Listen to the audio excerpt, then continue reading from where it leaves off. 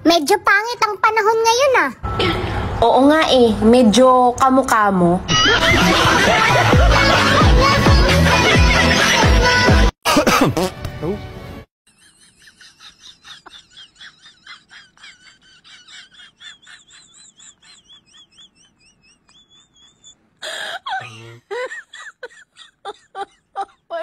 Kasi nuntok ko yung kaklase ko eh.